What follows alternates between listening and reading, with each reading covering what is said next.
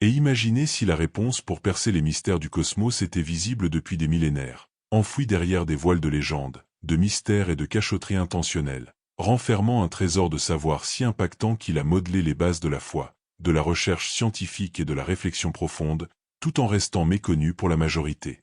Ce n'est pas simplement une énigme du passé, mais une découverte capable de transformer votre vision globale. Hermès Trismégiste, un nom murmuré au sein des cercles occultes, évoqué dans les écrits ancestraux et gravé dans les strates les plus enfouies de la philosophie mystique. Pourtant, pourquoi brille-t-il par son absence dans les récits historiques classiques? Pour quelles raisons les maçons libres, les transmutateurs et les visionnaires honorent-ils ces leçons, tandis que la société reste impassible? À présent, explorons les faits sur Hermès Trismégiste. Sa véritable identité, les motifs de cette occultation et la manière dont il pourrait ouvrir les portes de l'essence même de l'être. Durant des époques entières, les savants, les spirituels et les quêteurs de vérités occultes se sont interrogés sur la même énigme. Qui se cachait derrière Hermès Trismégiste? Un humain, une divinité ou une entité bien plus subtile? Son appellation elle-même intrigue, fusionnant Hermès, le héros olympien, avec Thoth, le dieu égyptien de la connaissance et des hiéroglyphes. Trismégiste évoque 3 fois suprême, un honneur pour celui qui dominait les 3 domaines majeurs, la métamorphose chimique, les astres et la magie divine. Mais qu'est-ce qui le rend si essentiel que son nom surgisse dans les ouvrages les plus énigmatiques, prohibés et marquants de l'humanité?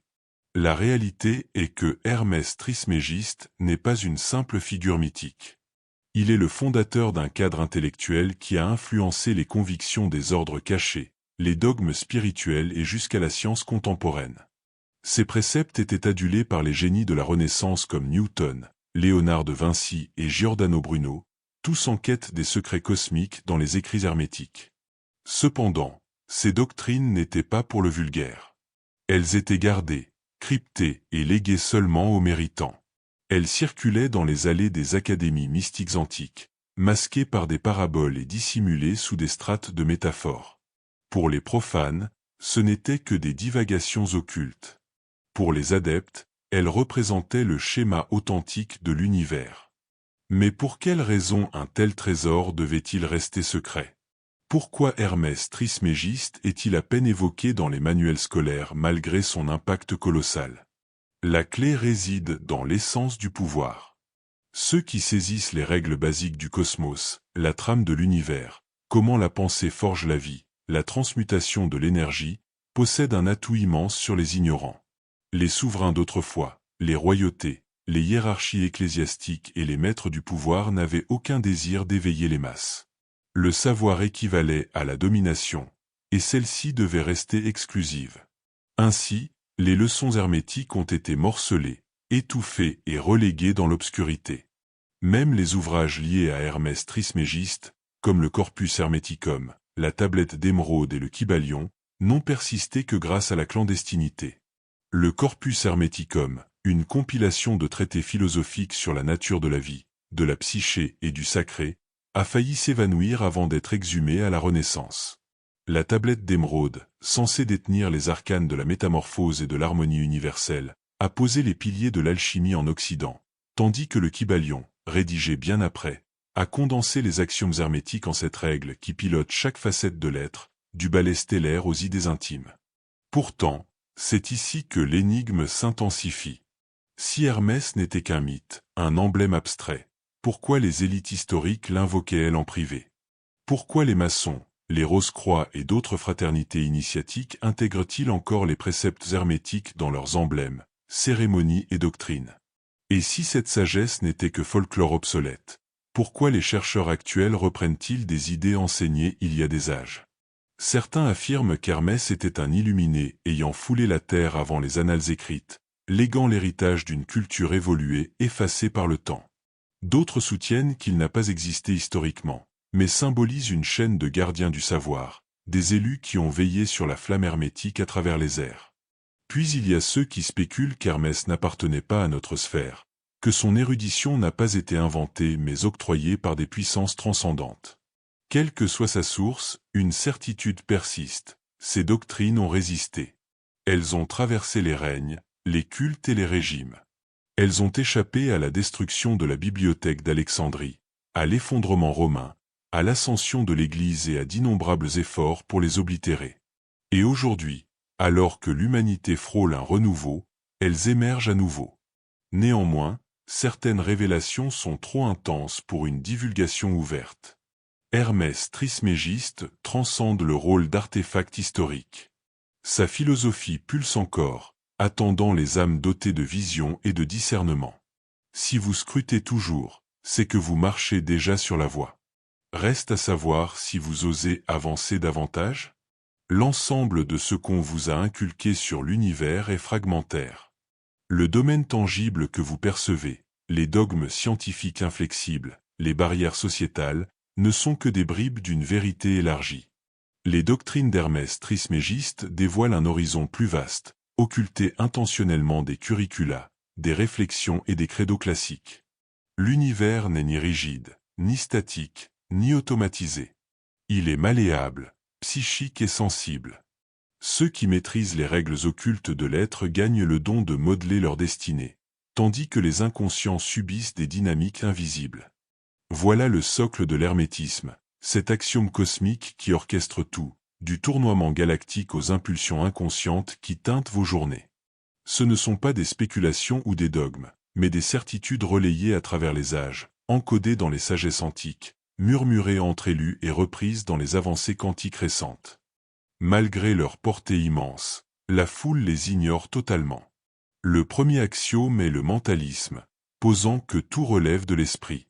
Aucune chose n'existe hors de la perception. Le cosmos est une élaboration psychique, une émanation de la pensée suprême.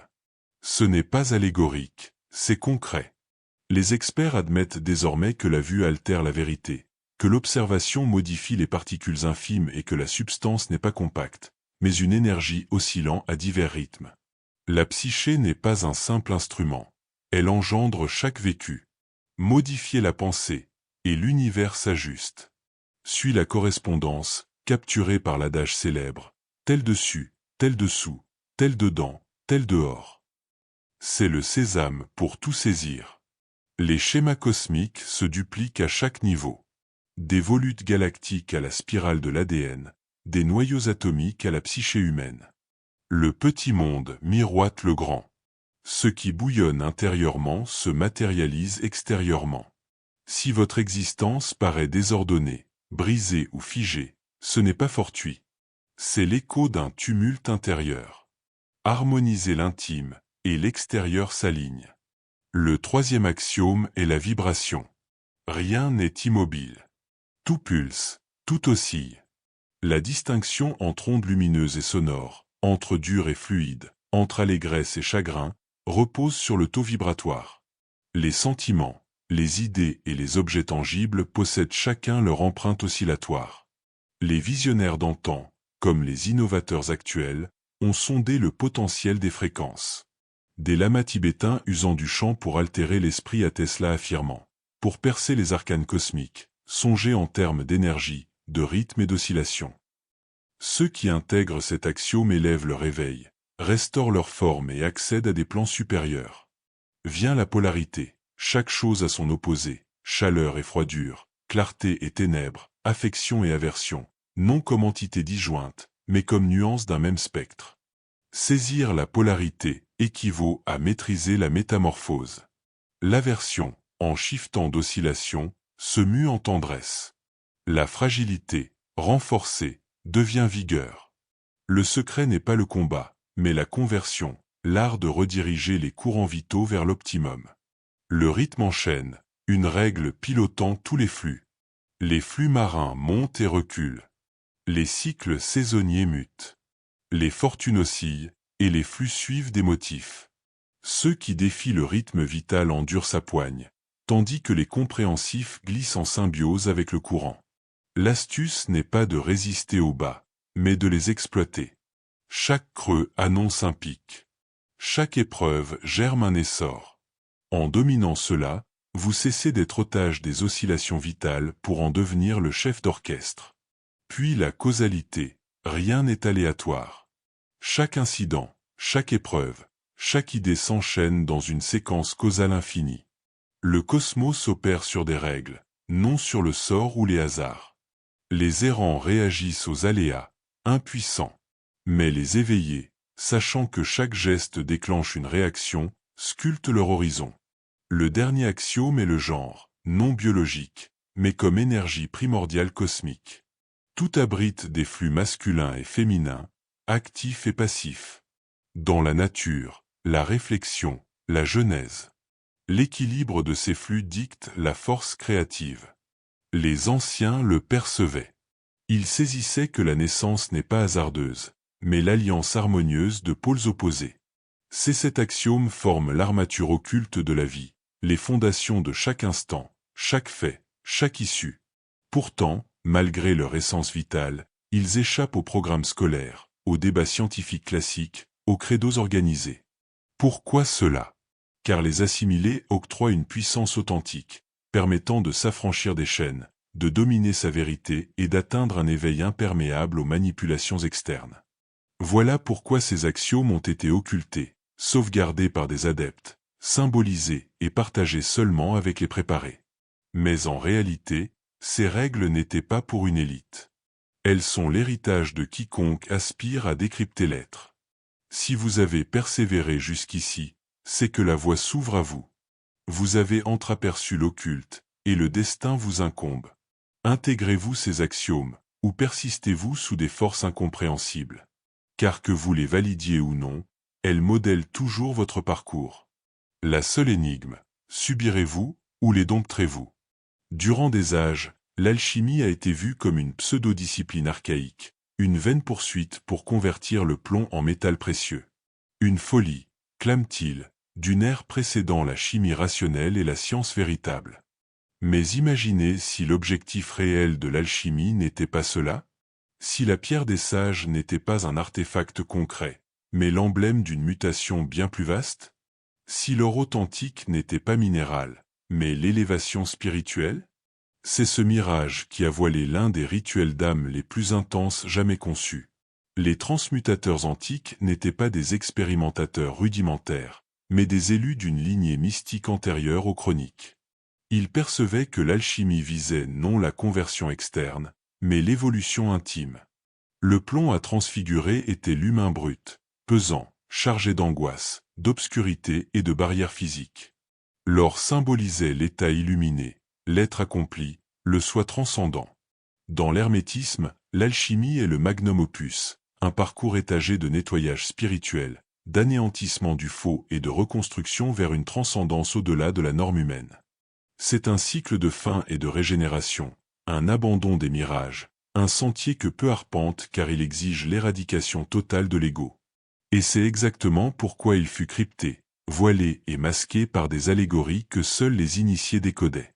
Car la révélation est risquée, elle émancipe, et rien n'effraie plus un régime basé sur la domination qu'un être conscient de sa force innée. Le rituel alchimique se segmente en 3 phases clés, nigredo, albédo et rubédo. Le noircissement, le blanchiment, le rougissement. La nigredo est la déconstruction, la dissolution du soi obsolète. La face-à-face avec les ombres internes, c'est la ruine, la pourriture, la fin requise pour la résurrection. Voilà pourquoi tant redoutent le parcours. Ils refusent de lâcher leur identité supposée. Sans extinction, nulle évolution. Suit l'albédo, la clarification, l'effacement des masques, l'éradication de l'aveuglement. C'est la limpidité, la vision pure de l'univers, le début d'une renaissance des décombres. Ceux qui y parviennent réalisent que leur ancien monde était un leurre, que leurs attaches, craintes et appétits étaient des fers les confinant à une vie médiocre. Enfin, rubédo, l'apogée, la fusion des antagonismes, l'émergence du soi supérieur, c'est l'illumination. La concrétisation de l'éveil authentique, l'or mystique. Ceux qui l'atteignent transcendent l'humain ordinaire. Ils deviennent seigneurs de leur univers, entités affranchies des chaînes psychiques, corporelles et temporelles. Et c'est là que l'affaire s'assombrit vraiment. Ce savoir a été intentionnellement enseveli, mal compris et moqué. La société contemporaine prône l'immuabilité, que vous êtes statique, que votre éveil est ancré au matériel sans élévation possible. L'illumination est rabaissée à un rêve flou, vidé de sa rigueur et de sa profondeur transformatrice. Pourtant, les aïeux savaient mieux. Ils voyaient l'humain comme une ébauche, une base raffinable, un plomb attendant purification vers l'or. Ils comprenaient que l'univers n'est pas inébranlable, que psyché, forme et esprit peuvent muter vers l'exalté. Ils saisissaient que dompter l'alchimie authentique, c'est appréhender le cœur de la vie. De nos jours, des vestiges de cette révélation persistent dans des domaines inattendus pour l'alchimie. La psychologie actuelle puise dans ce rituel avec le shadow work, intégrant les abysses psychiques. C'est la nigredo, la guérison des blessures, l'abandon des illusions et l'albédo, et la métamorphose en un soi accompli et la rubédo, visée de maintes voies occultes spirituelles. Les indices ont toujours existé, dissimulés en pleine lumière. La renaissance christique dans les Écritures, le phénix s'extirpant des flammes, le serpent en mue, la larve se liquéfiant pour émerger papillon. Tout cela allégorise l'alchimie. Mais la masse les ignore, se contentant d'interprétations superficielles sans sonder les abysses mythiques. Et la supercherie suprême est peut-être celle-ci. On vous persuade que le changement est impossible, que vous êtes figé, que vos faiblesses sont éternelles, que vous devez embrasser votre état comme immuable. Rien n'est plus faux. L'alchimie hermétique affirme que l'âme défie les lois physiques, que votre présent n'est pas votre éternité, que tout humain recèle un potentiel supérieur. Mais ce trésor ne s'offre pas, il se quête, se mérite, s'intériorise profondément. Car la transmutation n'est pas tendre.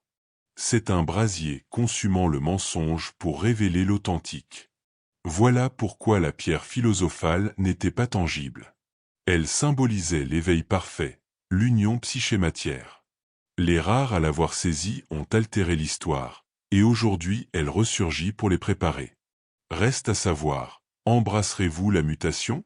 Car ce n'est pas une route aisée, mais de démolition, régénération et accomplissement suprême.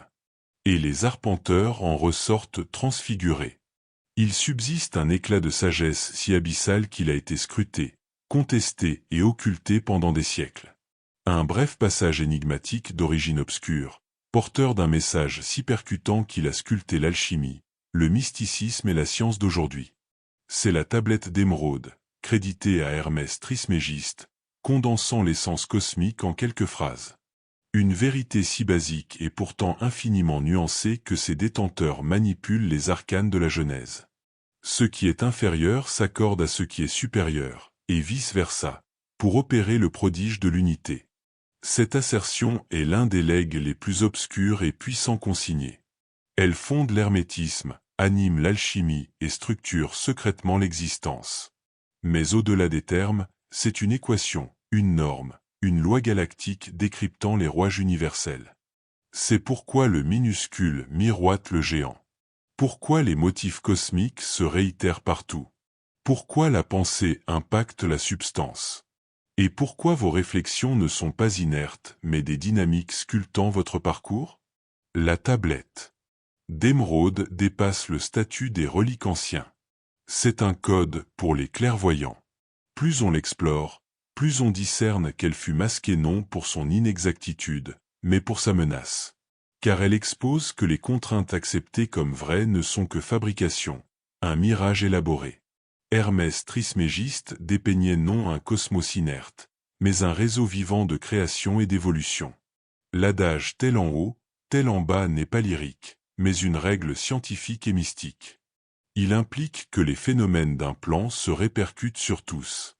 Les orbites célestes modulent la conscience. Les atomes imitent les galaxies. Les rythmes naturels reflètent ceux de l'émotion, de la pensée et de l'ascension spirituelle. Les peuples d'antan le saisissaient. Les Égyptiens alignaient leurs monuments sur les astres, non pour la beauté, mais pour l'harmonie tertielle. Les kabbalistes cartographiaient l'esprit divin via l'arbre de vie, convaincus que comprendre soit révèle le cosmos. Même en Asie, macrocosme et microcosme infusent taoïsme et védisme. C'était un legs mondial jusqu'à son étouffement. Mais voici où la révélation s'amplifie, la physique actuelle, la quantique et les neurosciences valident ce qu'Hermès propageait jadis. Les savants savent que les corpuscules varient sous observation, prouvant l'impact conscient sur le réel.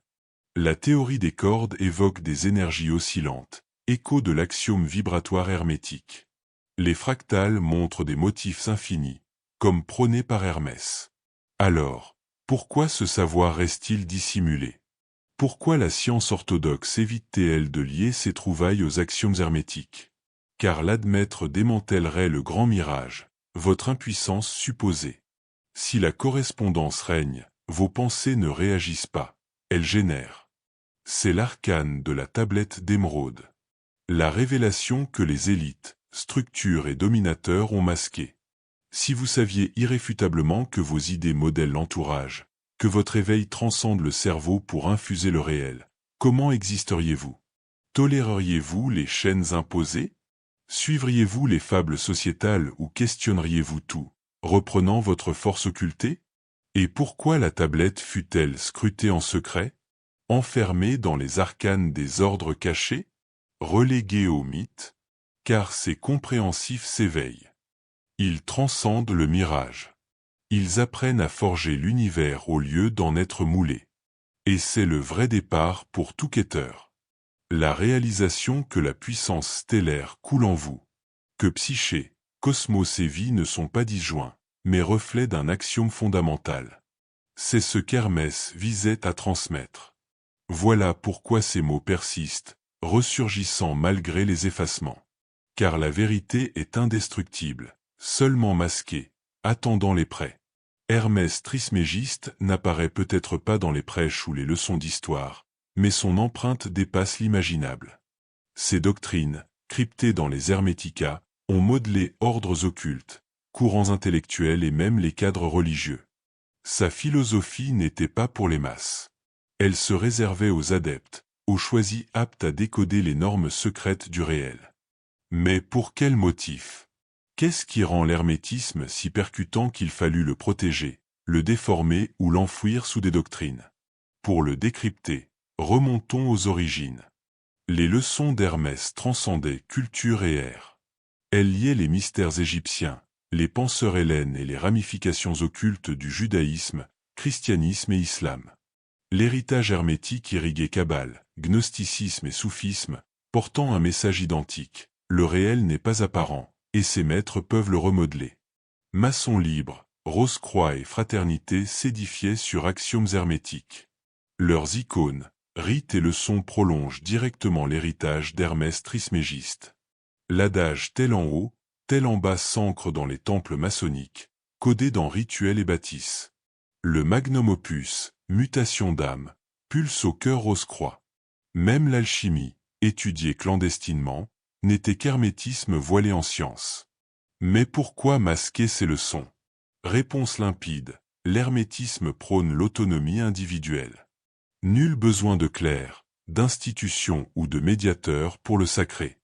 Il affirme que la psyché crée le réel, que l'âme perdure, et que l'éveil naît de l'expérience directe, non de la dévotion aveugle. C'est ce qui le rendait périlleux pour hiérarchie spirituelle et politique. Quand le christianisme domina, il absorba et réorienta des concepts hermétiques pour consolider l'autorité externe. Le Christ comme logo, verbe créateur, miroite le mentalisme hermétique. Tout est esprit, cosmos comme idée divine. La Trinité, unité triple, écho du 3 fois grand d'Hermès. Même la résurrection christique et la transfiguration d'âme rappellent l'alchimie, muant l'humain bas en divin. Mais différence cruciale. L'hermétisme pose que chacun peut éveiller le sacré en soi, tandis que les cultes placent le divin hors, octroyé par soumission. Dès que les foules réalisent l'inutilité des intermédiaires pour la sagesse supérieure, les édifices de domination s'écroulent. Voilà pourquoi l'hermétisme fut condamné, l'Église primitive le taxa d'hérésie. Pourquoi les gnostiques, vecteurs similaires, furent traqués et effacés. Dans le judaïsme, des traces hermétiques émergent en Kabbale.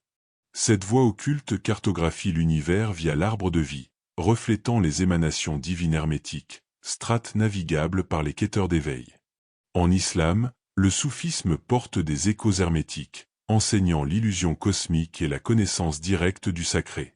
Ces courants occultes ont perduré en sous-sol, relayés par murmures, emblèmes et grimoires secrets. La répression hermétique ne se limita pas au sacré. Avec la science naissante, les puissants veillèrent à dissocier faits de vérité ancestrale. L'idée que la conscience forge le réel fut bannie des courants dominants. Les savants renaissants hermétiques, comme Newton, Kepler et Bruno, masquaient leur vue ou périssaient. Bruno fut immolé non seulement pour l'infini cosmique, mais pour son alignement hermétique. Il posait la psyché comme miroir cosmique, le divin interne, et la maîtrise naturelle comme compréhension divine. Idée intolérable pour les dominateurs. Pourtant, malgré oblitération, distorsion ou suppression, ce savoir a résisté. Il a vécu dans les cérémonies maçonniques secrètes, les codex alchimiques, les parchemins sauvés des flammes. Aujourd'hui, alors que la société se mécanise, matérialise et s'éloigne des legs antiques, l'hermétisme ressurgit car la vérité est inaltérable. Elle ne s'oublie que pour renaître. Pourquoi en ce moment? Peut-être car nous basculons, monde instable, institution chancelante, foule sentant un malaise fondamental dans le réel imposé, les sagesses reviennent. Les quêteurs y sont attirés. Et une fois le mirage percé, nul recul possible.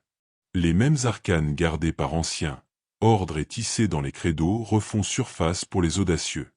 Mais prudence, ce savoir n'est pas inerte. Pas à lire et oublier. Il réclame pratique, mutation. Il impose évolution. Le temps est le plus grand mirage forgé. C'est la geôle liant l'humain au tangible, le lien fantôme confinant à des boucles d'angoisse, de répétition et de barrières. Dès l'aube, on vous inculque à quantifier l'existence en instants, cycle et ère, à voir la vie comme trajectoire du hier au demain. Mais si le temps défiait cette vision? Si passé, maintenant et futur cohabitaient? Hermès Trismégiste l'avait dévoilé jadis, pour qu'on l'enterre sous dogme, divertissement et mensonge. D'après l'hermétisme, le temps n'est pas droit mais spiralé. Il tournoie, non file. Début et terme sont illusions de perception bornée. Ce qui fut reviendra, ce qui advient a déjà été. Cette vue s'ancre dans le rythme, loi galactique régissant chaque strate vitale. Montée et chute des règnes, phase lunaire, souffle existentiel. Tout suit un motif itératif, éternellement fluide. C'est pourquoi les anciens évoquaient des âges, non des avancées linéaires. Égyptiens, hindous et hellènes dépeignaient des ères cosmiques où le savoir s'égare puis ressurgit, où l'humanité s'élève pour replonger dans l'ombre. Hermès enseignait que maîtriser ces boucles affranchies. On transcende le temps, voyant l'être d'une altitude supérieure, saisissant que l'instant englobe tout potentiel. Le hier n'a pas fui. C'est une strate accessible au perceptif au-delà du voile. Et si le temps est l'heure, qu'en est-il de la finitude? La phobie humaine suprême, l'effroi poussant à s'agripper au matériel, évitant les abysses vitaux. Hermès posait la mort non comme clôture, mais passage, shift oscillatoire, transit d'un état à l'autre. La chair s'éteint. Mais l'éveil, essence pure, perdure. Elle navigue les plans, se réincarne, progresse, se remémore et oublie en loupe infinie. Chaque legs ancestral véhiculait cette idée, mais nul ne l'articulait comme l'hermétique. Il voyait l'âme éternelle, traversant strates, apprenant, affinant comme l'alchimiste élève le bas vers l'exalté. D'où l'Ouroboro, serpent autodévoreur, emblème d'éternité, régénération et cycle perpétuel. Pas une allégorie lyrique, mais un plan du réel. La science contemporaine rattrape Hermès. La quantique implique un temps relatif, non unidirectionnel. Expérience de Casimir, études sur l'éveil, recherche altérée convergent, la conscience transcende le cerveau. Le corps est vaisseau, outil, non l'essence. L'essence est infinie, hors temps. Mais ce legs fut occulté délibérément. La civilisation repose sur un temps fini, incitant à la course, voyant l'être éphémère à combler de futilité, accomplissement et approbation. On vous conditionne à redouter la fin, l'éviter, la voir comme abysse plutôt que seuil conscient. Car si les foules saisissaient leur immortalité, que le soi perdure post-chair, les édifices dominateurs s'effriteraient. La terreur lâcherait prise. La quête matérielle incessante, l'aval externe, la conformité aux distractions perdrait emprise. Hermès offrait non théorie, mais carte d'émancipation. Il exposait la structure occulte du réel, les mécanismes conscients traversant l'être. Tablette d'émeraude, corpus hermeticum et kybalion ne sont pas curiosités, ce sont instruments pour éveiller. Invitation à briser le temps illusoire, se rappeler soi, percer le voile oculaire. La masse ne conteste jamais le mirage. Elle vit et s'éteint croyant au parcours linéaire vers néant. Mais certains, quêteurs attirés par l'immense, transcendent. Ils saisissent que hier n'est pas derrière, demain pas devant, et que l'existence pulse ici. Ils comprennent la mort comme portail, non défaite. Et cette épiphanie est irréversible. Durant des âges, les doctrines d'Hermès Trismégiste ont été masquées en emblèmes, scellées dans fraternité et altérées par craintif de leur sens. Car assimiler la profondeur hermétique rend incontrôlable. On perce le voile. On s'éveille. Les normes régissant le réel ne sont pas capricieuses. Elles sont exactes, globales et inaltérables. Pourtant, l'humanité les méconnaît, suivant passivement des voies tracées par puissance nourrie de soumission. Mais intégrez ces normes, incorporez votre force innée, et rien ne vous entrave. Premier pas, réalisez le réel comme psychique. Votre vécu n'est pas externe. Il se sculpte par votre psyché, vue, focus. C'est le mentalisme, pilier hermétique. Tout est psychique. La vie ne vous assaille pas, elle réplique. Vos angoisses, convictions, projections ne sont pas cérébrales seulement. Elles tissent votre univers. D'où les dominateurs inondent de terreur, rareté, bruit. Un esprit captif de peur ne crée librement. Un chaos consumant bloque le potentiel. Mais reprenez les rênes psychiques, orientez idées, sentiments, flux, et vous voyez, vous n'êtes pas spectateur. Vous êtes bâtisseur existentiel. Saisir ne suffit, appliquer. Scrutez chaque idée, émotion, conviction. Que tolérez-vous en conscience? Quel motif profite de votre aveuglement? La correspondance pose que l'intime miroite l'extérieur. Si votre cadre externe regorge de barrières, douleurs, inertie, c'est un alignement interne. Muyez l'intérieur, l'extérieur suit. Pas vœu pieux, ni positivisme naïf, c'est loi. La foule ignore ce processus, croyant au hasard vital. Elle pense circonstances dictées par fortune, coïncidence, externe. Mais causalité affirme nul accident. Chaque fait, épreuve, cadre résulte d'enchaînements initiés par idées, gestes, énergie, conscients ou non. Les masses dérivent, réagissant, inconscientes de générer leur chaîne. Mais l'éveillé discerne le motif, intègre la loi, agit délibérément. Pourtant, la mutation n'est pas immédiate. C'est parcours, affinage graduel, auto-nettoyage. Le rythme enseigne cycle, dilatation et rétraction, essor et déclin, triomphe et revers. Les ignorants se démoralisent au bas, se voyant vaincus. Mais l'hermétiste sait les revers rythmiques, chaque creux précédent pique, clé en fluidité non-résistance. D'où patience cruciale. Persévérance vitale. Le cosmos teste, vérifie mérite, défie constamment. Mais persévérants, alignés aux axiomes, verront l'univers plié. Mais ce savoir dépasse l'empire personnel, ses libérations, de soi, psyché, essence. Le mirage ultime, votre petitesse, faiblesse, merci de dynamiques indépendantes. Illusion imposée par culte, état, médias, structure profitant d'obéissance muette. Car réalisant votre nature, que la force cosmique vous anime, vous devenez indomptable. Vous cessez de quémander autorisation, d'attendre aval externe, de suivre règles confinant à dépendance. Voilà pourquoi l'hermétisme a résisté aux effacements. Pourquoi, malgré répression, il ressurgit, car prêt à se rappeler, ignorant plus le sentiment d'au-delà, juste derrière le voile ordinaire. Vous n'êtes pas fortuit ici, pas hasardeux sur ce savoir.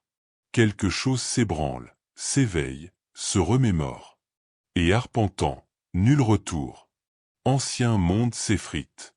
Système mensonger, angoissant perd de prise, nouvelle vue émerge. Vue non dictée par externe, mais par souverain réclamant autonomie, rappelant pouvoir interne éternel. Jadis, ce savoir était patent, non occulté, réprimé, altéré. Jadis, quêteurs trouvaient vérité ouvertement, mystère cosmique non scellé en ordre ou enfoui sous dogme. Mais cette ère s'éclose. Monde sombra dans obscurité, aveuglement, ou foules esclaves d'un faux réel, déliés de potentiel sacré. Doctrines d'Hermès Trismégiste n'ont pas disparu. Elles furent soustraites. Masquées aux masses, gardées par conscient qu'une foule puissante est incontrôlable. Mais mutation advient. Savoir ressurgit. Foule se remémore, s'éveille, sente réalité incomplète. Voilà pourquoi vous lisez. Pourquoi maintenant? Partie de vous sait, inarticulable pleinement, qu'il y a plus, barrière artificielle, non née pour obéir et s'effacer, mais pour but supérieur, réalité élargie au-delà du voile. Et hermétique offre plus que théorie. Un sentier, reprise du volet, sortie du mirage vers vérité authentique. Mais savoir seul insuffisant. Apprendre, discuter, mémoriser, vain sans pratique. Voilà pourquoi quêteur flanche. Trouve vérité, hésite. Redoute responsabilité de architecte existentiel. S'accroche à schémas obsolètes, croyances usées. Car puissance vraie exige abandon familier. Croiser des éveillés, persister en feignant ignorance du mirage? Ou plonger dans inconnu, de prisonnier à générateur. Voie hermétique ardue. Discipline, vigilance, désapprentissage conditionné. Non nouvelle doctrine ou soumission. Penser seul, percer tromperie, transcender limites auto-imposées. Masse n'arpente jamais. Entend, raisonne brièvement, retourne à confort connu. Voie intéressant mais inapplicable, hors préoccupation. Système maintient ainsi, nul besoin suppression quand diversion suffit. Mais certains, vraiment prêts, ne nient traction. Ressentent profondément. Premier pas voit univers répondre. Porte s'ouvrant, opportunité, livre, allié. Expérience non hasardeuse, mais latente, attendant ridinesse. Pas conquête sur autrui.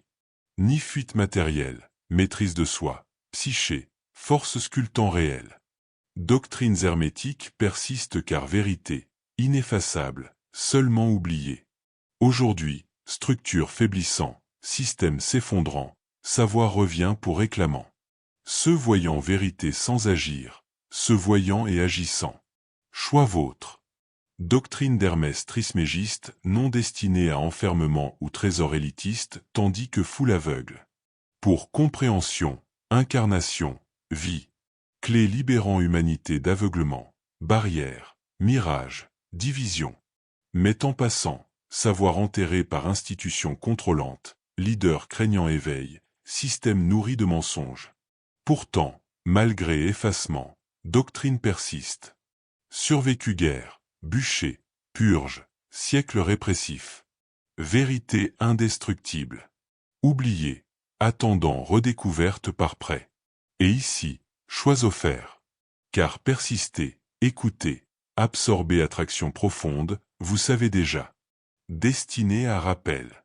Non à accepter monde donné. Non à somnambulisme sur voie tracée. Soumission à système infériorisant. Destiné à éveil. À vision.